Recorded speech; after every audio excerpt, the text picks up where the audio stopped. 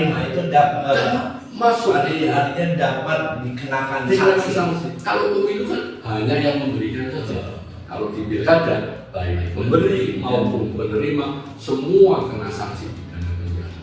Tidak main-main itu. Ancaman hukuman masyarakat. Ini masyarakat harus tahu. Ada slogan sering kali kita dengar bahwa ada masyarakat menyampaikan wani piro. Itu yang harus itu budaya transaksional, pragmatis. Itu harus kita kikis. Yang paling tinggi ancaman pidananya terkait dengan money politik. Nah, money politik ya. Money politik itu paling berat karena hukumannya itu dari paling rendah 3 tahun paling tinggi 6 tahun. Money politik itu di pilkada ya. Jadi jangan main-main itu kayak money politik itu. Kalau sekalipun Semuanya pernah pernah diprotes. saya awas jangan jadi itu hati-hati ya.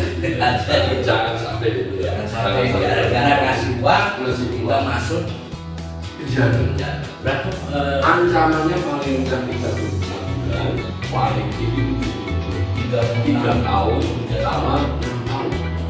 Dendanya 200 juta sampai dapat dikenakan sanksi. kalau itu kan hanya yang memberikan saja.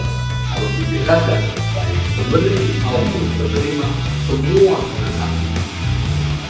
Tidak main-main itu. Ancaman hukuman masyarakat. Ini masyarakat harus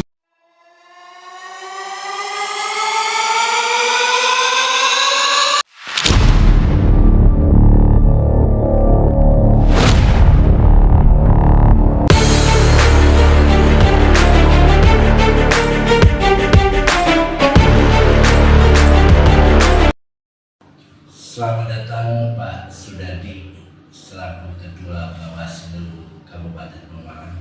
Apa kabarnya Pak? Alhamdulillah baik, Sehat ya. Pak, kita di sini di podcast Putra Pratama bincang-bincang mengenai pemilu kada 2024. Tugas-tugas dan wewenang dan tanggung jawab daripada Bawaslu itu seperti apa sih Pak? Terima kasih Pak Gubernur. Sebelumnya kami apresiasi dulu pada Putra Pratama yang telah sudi bersama-sama kita melakukan podcast. Ini adalah salah satu bagian dari sosialisasi partisipatif khususnya dalam pengawasan pilkada 2024. Dalam pilkada 2024 ini Bawaslu dalam tugas wewenang dan kewajiban ada 3 aspek. Tiga aspek yang nanti akan kami sampaikan. Yang pertama adalah aspek strategi pengawasan. Kemudian yang kedua adalah pemetaan indeks kerawanan pilkada. Dan yang ketiga adalah terkait dengan isu-isu krusial. Nah, itu isu-isu krusialnya seperti apa nanti ya Pak? Nanti akan kami jelaskan. Dalam strategi pengawasan ada 2 hal. Yang pertama adalah pencegahan. Yang kedua adalah penindakan. Jadi yang kita lakukan dulu adalah upaya-upaya pencegahan. Melalui apa upaya pencegahan itu? Melalui sosialisasi, partisipasi masyarakat. Iya, kita nggak mungkin bahwa Bawaslu itu tidak mungkin akan bisa melaksanakan tugas-tugas pengawasan yang begitu berat dengan sendiri. Karena luasnya wilayah, keterbatasan SDM yang dari ini, ya, makanya kita harus bisa merekrut masyarakat. Artinya bersinergi dengan masyarakat untuk bersama-sama ikut mengawasi. Itu strategi yang pertama. Kita lakukan pencegahan, upaya-upaya pencegahan dulu terkait dengan larangan-larangan kampanye, larangan-larangan apa saja terkait dengan pelaksanaan peraturan perundang-undangan. Kita sosialisasikan perundang-undangan. Iya, kita sosialisasikan dulu. Baru ketika kita sudah melaksanakan upaya-upaya pencegahan, ternyata tetap ada pelanggaran. Baru yang kedua adalah penindakan. Jadi yang namanya penindakan itu adalah upaya yang terakhir setelah kita melakukan upaya-upaya pencegahan. Nah, dari pencegahan Pak, pencegahan itu secara rincinya apa saja yang bisa dinyatakan pelanggaran dalam misalnya konteks pemilu kada ini? Ya. Jadi di Undang-Undang 10 2016 tentang pilkada itu dalam pemilihan ada beberapa pelanggaran. Yang pertama pelanggaran administrasi. Pelanggaran administrasi itu berarti terkait dengan tata cara, prosedur dan mekanisme itu.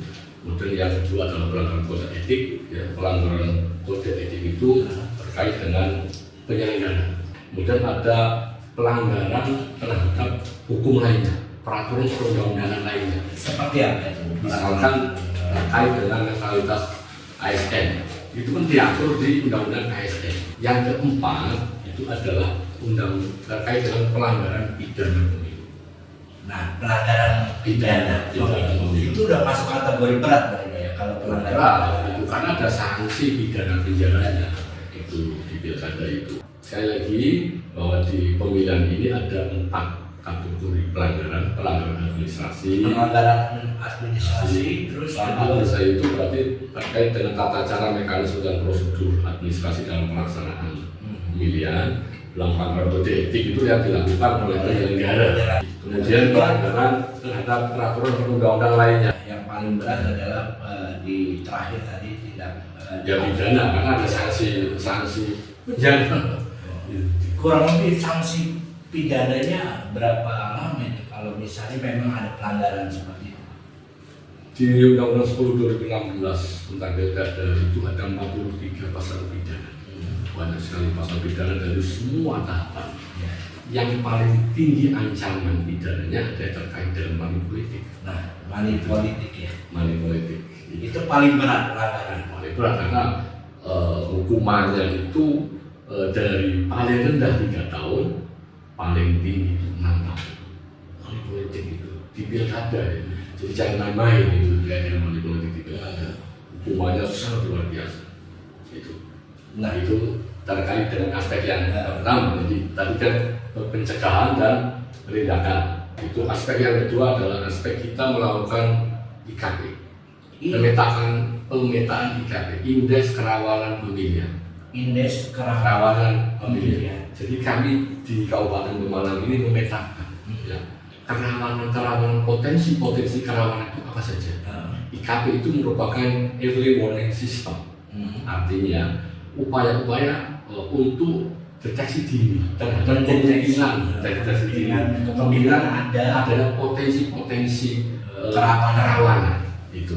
IKP ada 4 dimensi. IKP itu ada 4 dimensi. Iya, yang sudah kami petakan. Ya. Di antara 4 dimensi itu seperti apa? Satu, misalkan dimensi sosial politik. Dimensi sosial politik. Dimensi sosial politik itu meliputi keamanan. Sosial politik penyelenggara, keamanan dan penyelenggara. Iya, itu.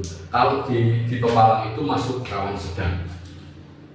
Kerawanan sedang. Rawan sedang. Masih ya biasa-biasa aja. Masih bisa ditoleransi. Bisa ditoleransi karena memang sosial politik di Pemalang ya ketika ada pilkada pemilu itu kan kita sedang aja. Tidak seperti hidupnya kayak misalnya di daerah lain gitu. Itu dimensi yang pertama. Dimensi yang kedua adalah penyelenggaraan pemilu. Dan di sini kita nilainya paling tinggi itu sangat rawan.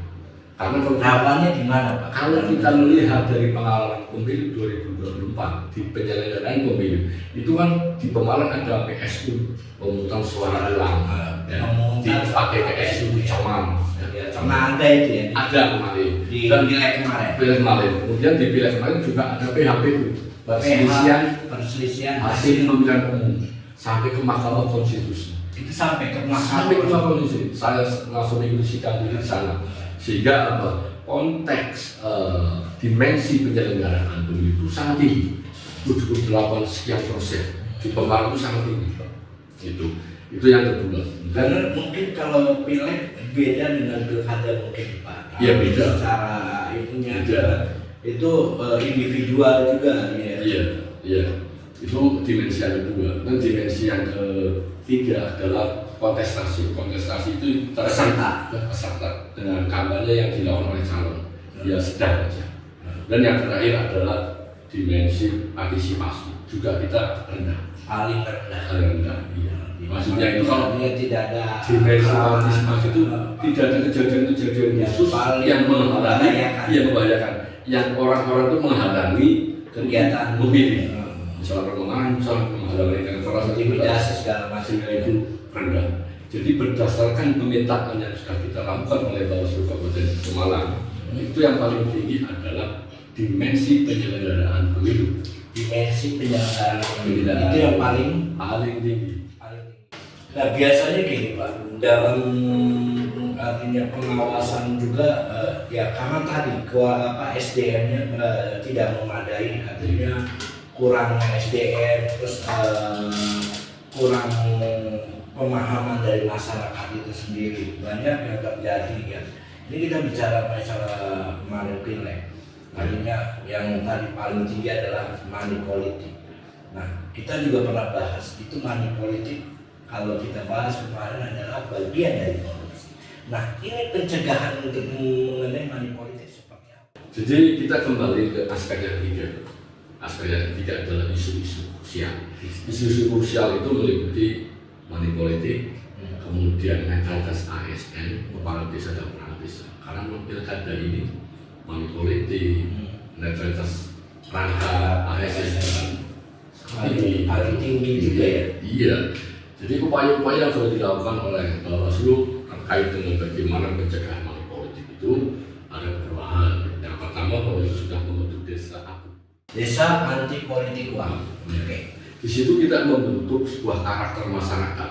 Ya di desa Percontohan itu kita bentuk karakter masyarakat untuk membuat sebuah gerakan moral untuk menolak politik uang. Melalui deklarasi yang dilakukan oleh seluruh tokoh masyarakat di desa yang kami jadikan contoh itu, nantinya akan kita jadikan sebuah gerakan sosial.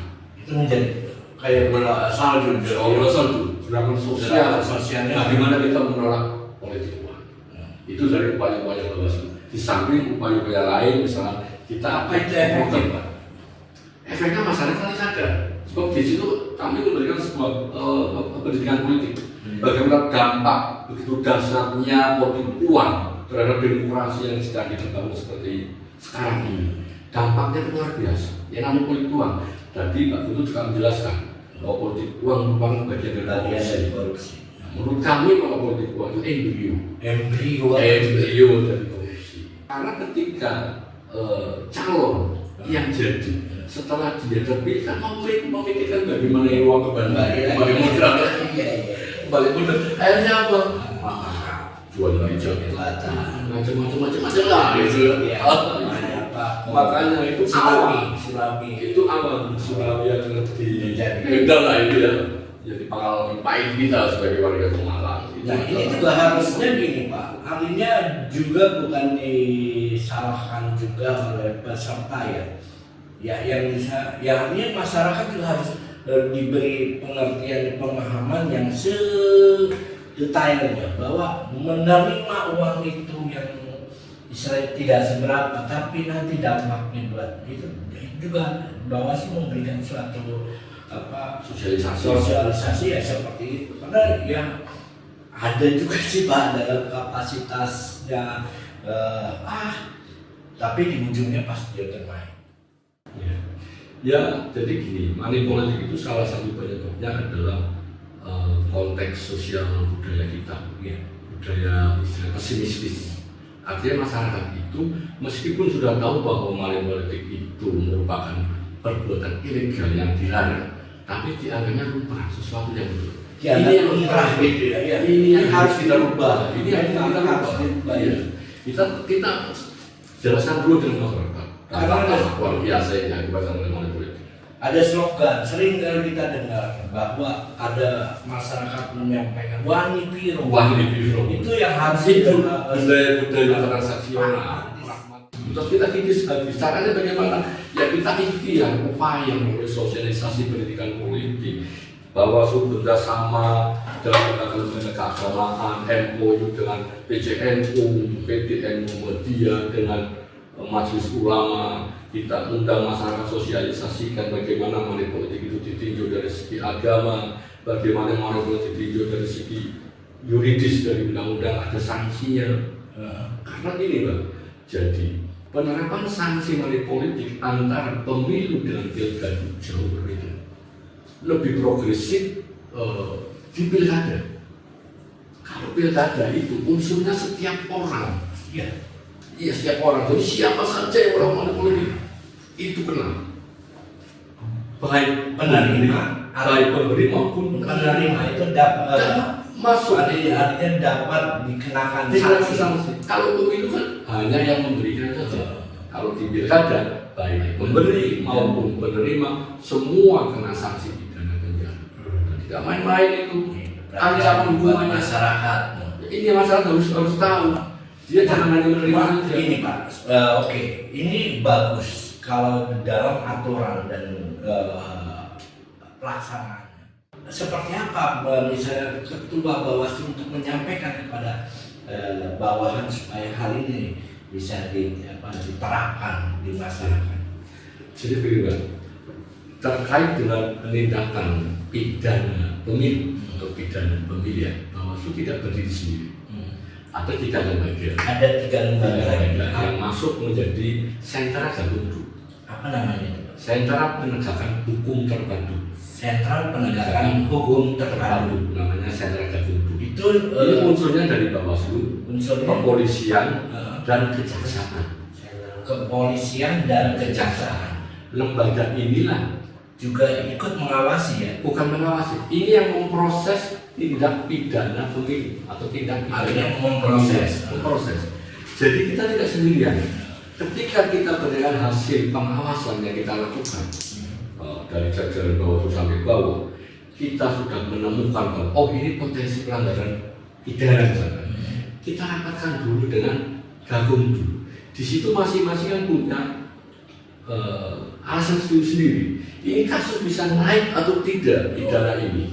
Jadi tidak sendirian kita bawa. Dia punya mekanisme sendiri bahwa satu kasus ini bisa naik atau tidak. Itu mereka juga punya, meskipun sebenarnya undang-undangnya sama, undang-undang pidana sama, itu satu. Tapi kan punya interpretasi sendiri-sendiri. Kadang itu yang menjadikan masyarakat salah paham dengan Bawaslu. Ketika kita sudah menaikkan bahwa sebuah kasus ini menurut Bawaslu ini sudah terpenuhi unsur-unsur tindak pidana pemilu, ketika kita rapatkan di gakumdu dengan kepolisian dan kejaksaan, kadang-kadang berhenti karena menurut tafsir mereka ini belum memenuhi unsur-unsur tindak pidana. Seperti itu, Pak. Jadi kalau tindak pidana itu bukan hanya Bawaslu saja, Bukan Bawaslu saja, ada 3 unsur tadi. 3 unsur tadi itu harus satu menyatu. Dinaikkan atau tidak ini, ya berdasarkan Hasil rapat itu di 3 unsur itu.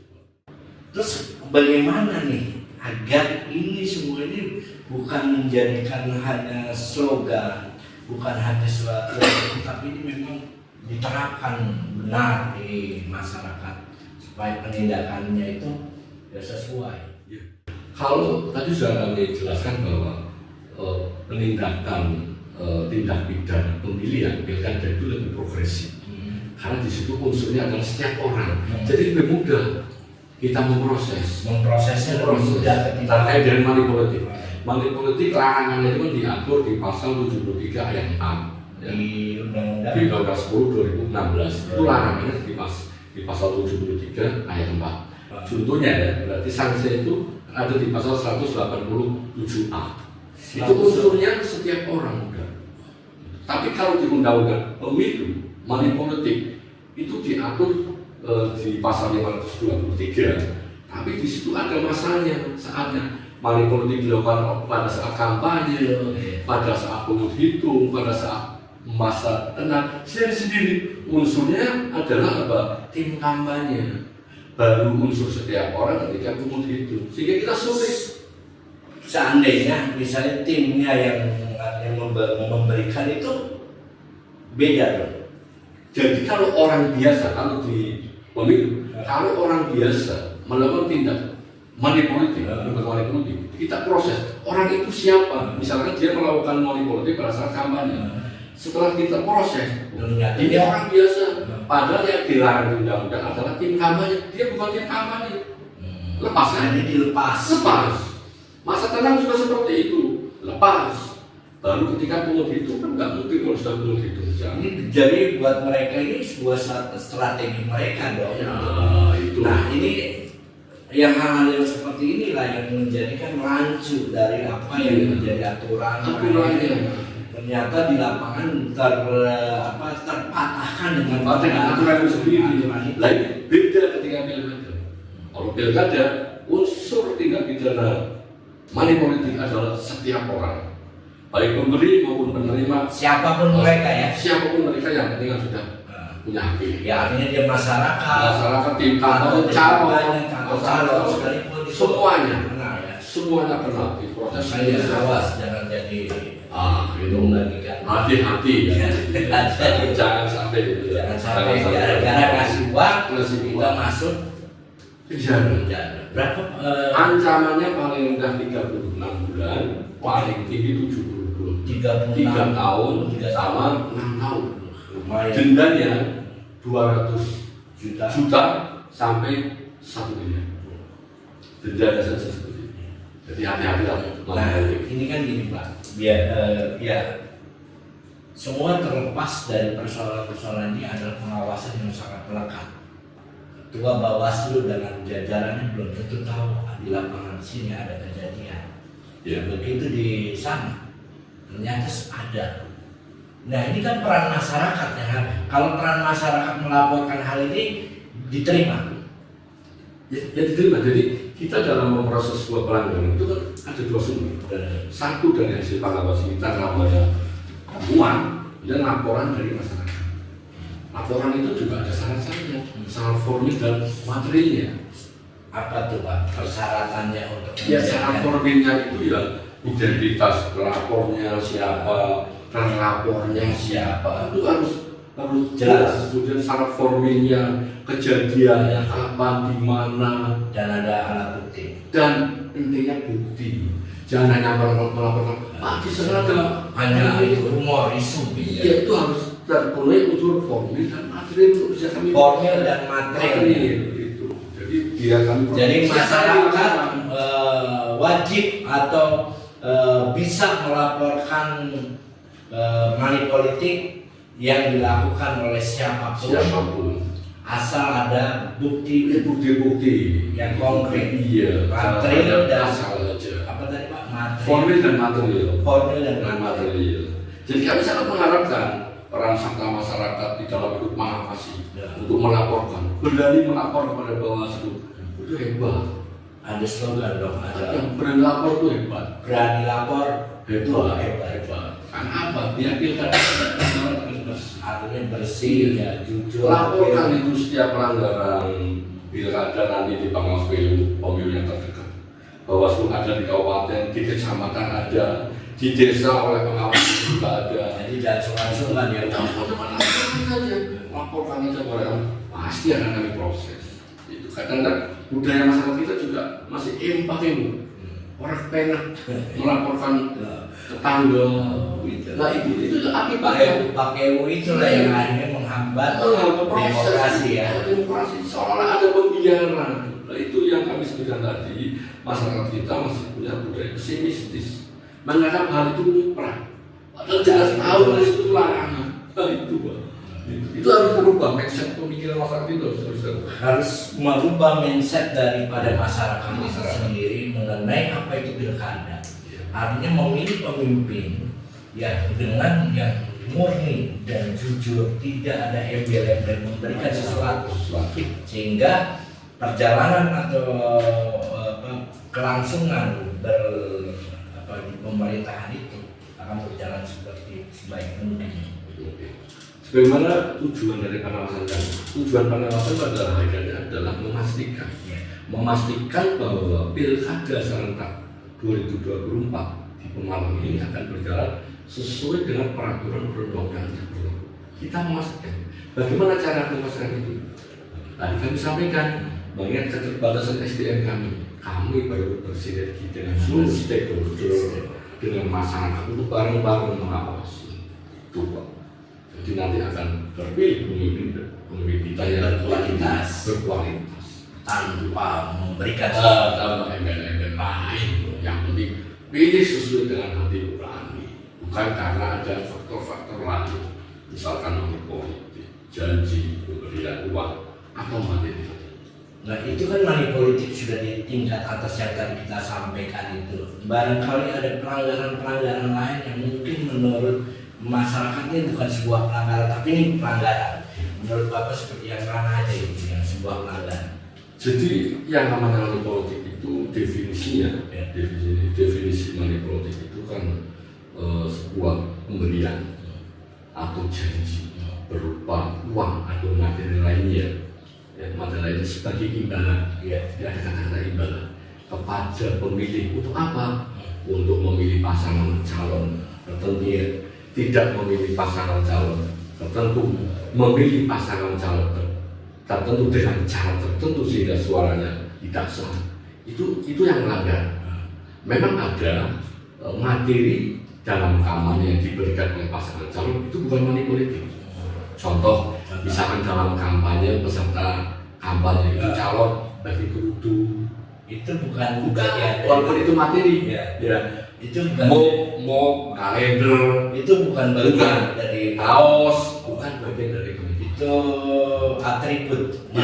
Atribut masuk atribut itu boleh, kalender itu kan boleh, pin, kaos, topi. Itu bukan larangan. Itu bukan termasuk dalam money politik. Dan itu diatur tersendiri dalam PKPU itu. Cuma kadang-kadang peserta lebih cerdas. Kadang-kadang kemas memang, misalnya book ataupun kaos itu diselipin uang. Itu uang itu money politik. Uang itu money politik itu.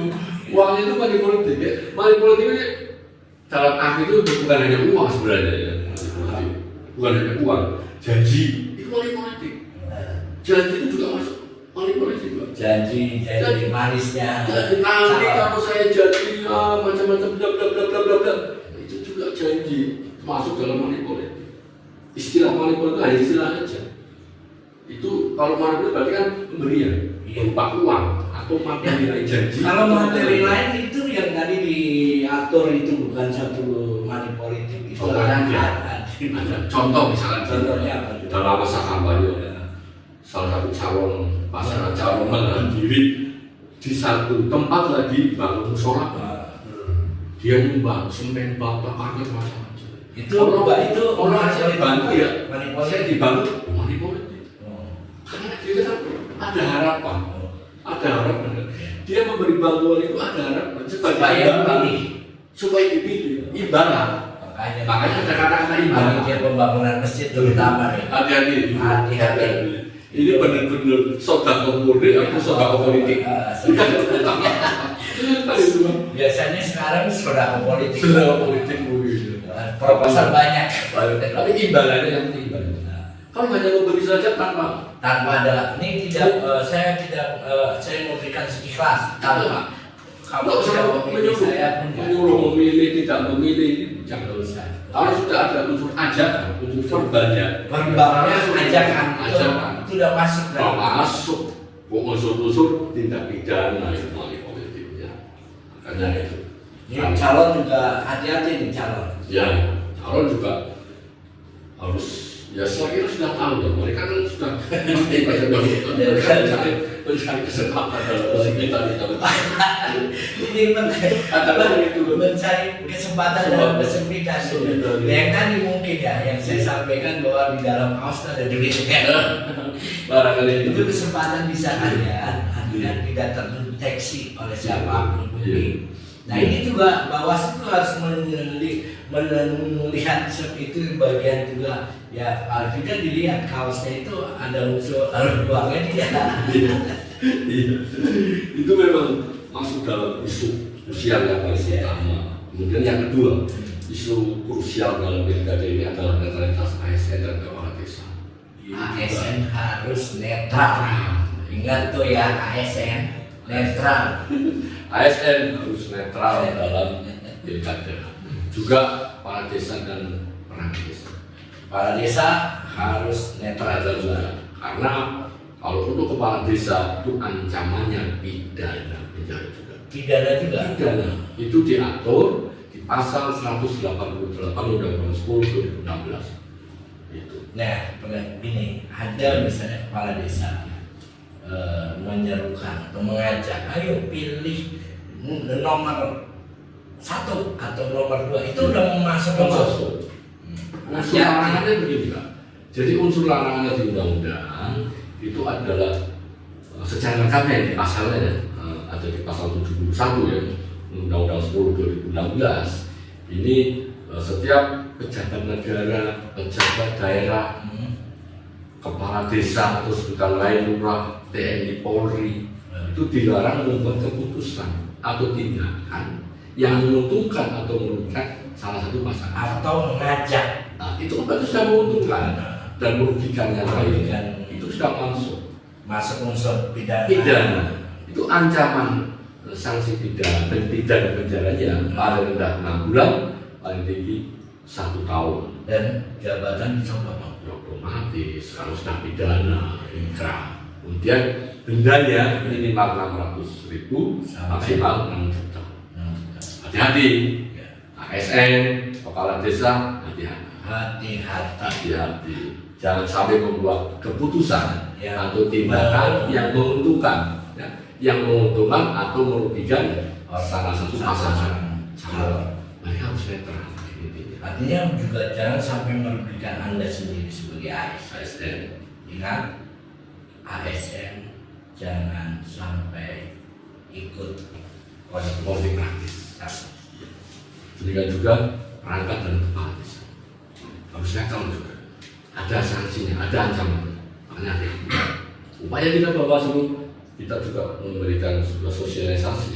Kita nanti akan mengundang 223 kepala desa dan kepala lurah. Ini nggak ada slogan doang ya Pak ya? Bukan hanya slogan, tapi pasti ya. Pastikan kalau yang melanggar dipidana. Ya jelas kami proses 3 unsur itu. Yang penting terpenuhi unsur-unsur formil dan materinya. Itu kami proses. Dan kami juga sudah pernah melakukan itu. Di mana? Di desa ini juga. Di desa ini. Oh, pernah ada. Nanti sekarang sampai ke pengadilan. Kita tak main-main. Tegas juga ini Pak. Iya. Ingkrah di pengadilan. Ini harapannya sebagai Bawaslu seperti inilah. Artinya mengawasi penyelenggara pemilu ya sebenar-benarnya, bukan hanya slogan ya Pak. Bukan slogan. Hanya yang penting upaya kami Bawaslu yang paling utama adalah pencegahan dulu. Kita lakukan pencegahan dulu. Ya, melalui edukasi, pendidikan politik, sosialisasi. Ya, terkait dengan larangan-larangan dalam pemilihan itu apa saja kita sampaikan. Nah, sekarang pertanyaan saya, kalau ada panwas, baik di kecamatan maupun di desa, dia melihat atau terus tahu bahwa itu sanksinya. Ya kalau melihatnya harus dilaporkan secara berjenjang. Harus dilaporkan. Enggak, kalau dia tidak melaporkan, artinya dia idem aja. Bahwa dia lihat udah biarin. Kan ada masyarakat bisa melaporkan. Masyarakat bisa melaporkan pengawas pemilih itu ketika di situ ada suatu kegiatan yang bukan sebuah larangan dan mendiamkan, laporkan saja. Itu nanti diproses dengan pelanggaran kode etik. Oh iya, melalui pelanggaran kode etik itu ada. Kalau sampai pengawas pemilu melakukan pembiaran terhadap pelanggaran-pelanggaran, saya minta pada seluruh masyarakat untuk tidak segan-segan melaporkan pengawas pemilu.